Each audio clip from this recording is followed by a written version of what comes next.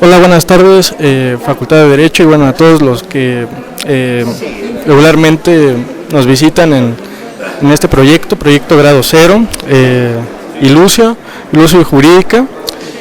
Hoy vamos a entrevistar a Francisco Gil Villegas, es un buen doctor, Francisco Gil Villegas. Maestro, quisiera preguntarle acerca de la introducción de esta importante obra de Max Weber, Economía y Sociedad. ¿Qué caracteriza esta edición de Fondo de Cultura Económica de todas las demás? Bueno, tiene muchísimas cosas. Esta es la tercera edición que saca el Fondo de Cultura Económica. Y entre otras cosas, entre otras de las cosas que explico en la introducción, alrededor de la página 433 se introduce una nueva cabeza conceptual que no se había traducido en ediciones previas, en donde Weber define los conceptos que va a usar para toda la parte más voluminosa y más antigua de la obra, que son como las 1000 páginas y pico que siguen. Durante muchos años, en las dos ediciones previas del fondo, la segunda edición tuvo 20 reimpresiones, pero es una sola edición, la que salió en 64 y terminó en 2014, cumplió 50 años, presentaba unos conceptos sociológicos fundamentales que fueron los que Weber escribió ya hacia el final de su vida.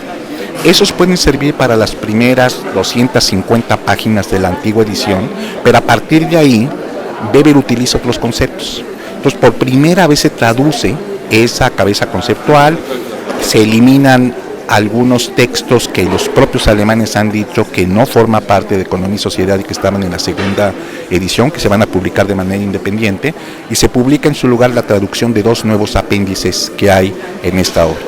Además, pues se corrigen todas las erratas, se homogeneiza la terminología de Weber, porque eran 5 traductores originales que traducían de manera con variantes un mismo concepto, como por ejemplo acción social o actuar en comunidad. Y un poco lo que yo hago es que les unifico toda la terminología para que pueda ver el lector qué es lo que está haciendo, cómo se están usando los mismos conceptos por parte de Weber, que quedan definidos en este nuevo apartado que está traducido. Esa cabeza conceptual no está contemplada ni en las traducciones al inglés, al francés, al italiano, etcétera, y ni siquiera en la edición integral de 7 tomos que se está haciendo en Alemania y que todavía no termina de aparecer. O sea, les faltan 2 tomos.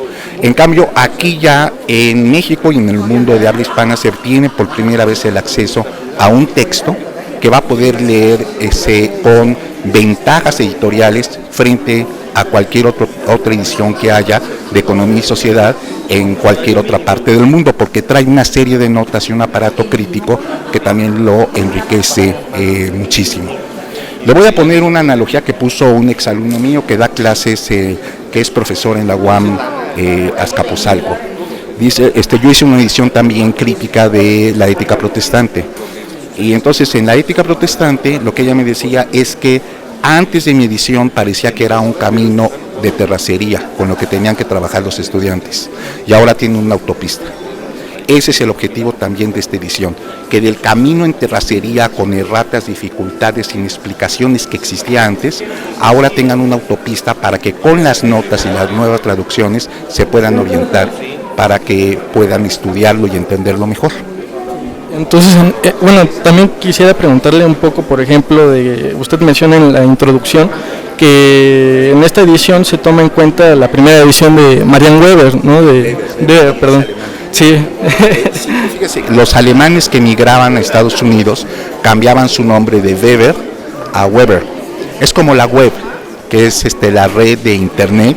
Web en alemán es una red o un tejido, pero la pronunciación en alemán es Weber.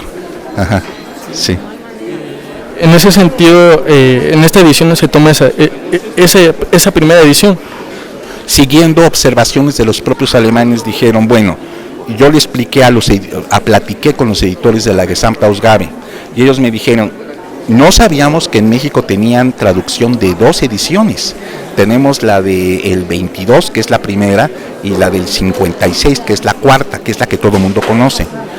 Me dijo, pero si tienen las 2, regresen a la primera, que se tradujo en 44, corrigiéndole las erratas y agregándole todo lo que le tengan que agregar y modificándole y poniéndole las notas, pero es un orden mucho más adecuado el que puso la viuda Marianne Weber que el editor de la cuarta edición, Johannes Winkelmann, que es en lo que se basó esa edición que todo mundo tuvo con la cara del turco y todo eso, 20 años, y esa es una edición que ya en Alemania no se edita. Muy bien, maestro. También otra pregunta, yo creo que fundamental para mis compañeros de Derecho, ¿qué importancia tiene la obra de Max Weber para los abogados? Bueno, de eso va a hablar hoy precisamente el doctor Andrés Lira, que es egresado de la Facultad de Derecho, antes de sacar su doctorado en Historia, es un excelente conocedor de textos jurídicos, y hay una sociología del derecho, hay una sociología jurídica que es, por cierto, la que más tiempo me tomó para elaborarle las notas, con toda una serie de referencias, ¿no? Es muy importante porque durante mucho tiempo también se habló de la relación de Weber con Kelsen, y Kelsen decía que conocía nada más una parte de economía y sociedad, y decía que era especialmente afín a su propia teoría pura del derecho. Una vez que ya se publica todo lo demás, se ve que Weber tiene dos lados en la explicación del Estado.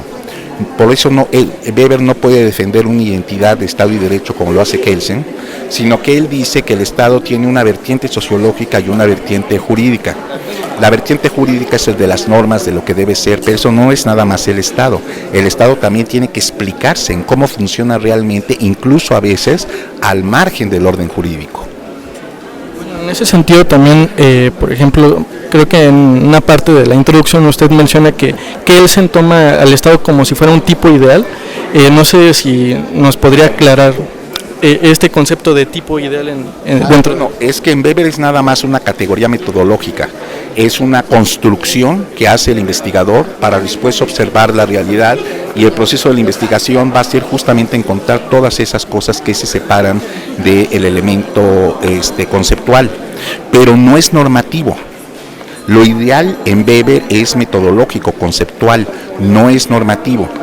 En cambio, para la perspectiva del idealismo normativo de Kelsen es una norma, cómo deben ser las cosas. Y a Weber no le interesa explicar cómo deben ser las cosas, sino cómo son y cómo actúan en la realidad.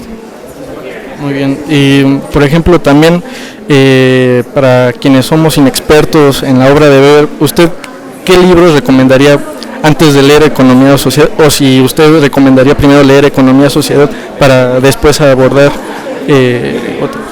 Ahí lo digo en mi introducción, que uno de los grandes editores de esta obra en alemán, Wolfgang Mommsen, sobrino nieto del gran historiador de Roma, premio Nobel de literatura en 1907, Theodor Mommsen, él dice que este libro paradójicamente puede ser como un libro chino, que hay que leerlo de atrás para adelante. Es decir, hay partes, como por ejemplo el capítulo de la ciudad, o el apéndice de los 3 tipos puros de dominación legítima, o la parte de la dominación donde habla sobre el patrimonialismo o el carisma, que es mucho mejor leerlo ahí antes de empezar con la primera parte, que es mucho más árida y que la envió después. La obra de Weber más polémica no es esta. La que ha generado la mayor discusión a lo largo de más de 100 años es su tesis sobre la ética protestante y el espíritu del capitalismo. La introducción que hago a la ética protestante y el espíritu del capitalismo puede ser una buena aproximación inicial a Weber, que puede servir de preparación para después estudiar economía y sociedad.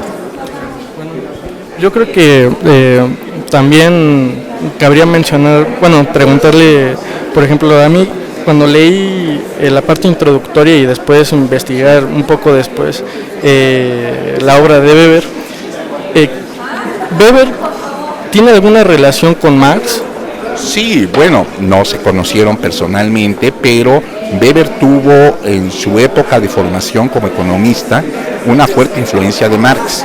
Y a Karl Marx, él lo respeta y admira mucho, pero no hacía a los marxistas simplificadores como Kautsky o incluso como Bernstein, que vinieron después. Ellos dicen, simplifican las tesis de Marx. A Marx hay que entenderlo en su contexto. Weber dice, cuando yo escribí la ética protestante, muchos dijeron que yo estaba haciendo una interpretación idealista de la historia. No es así. Yo estoy haciendo una interpretación materialista de la historia, aunque ciertamente no de corte marxista. porque le doy mucha atención a los factores de poder. No considero el Estado una mera superestructura determinada por la infraestructura económica. Creo que las ideas tienen su propia lógica y su autonomía, independientemente de que haya una base material, y en ese sentido es un materialista histórico orientado hacia cuestiones de poder y no hace depender todo de variables económicas, como en última instancia lo hacían también, sobre todo los marxistas simplificadores. Y otra pregunta, maestro, ¿Weber es economista o sociólogo? Él se formó como economista, ocupó cátedras de economía política toda su vida.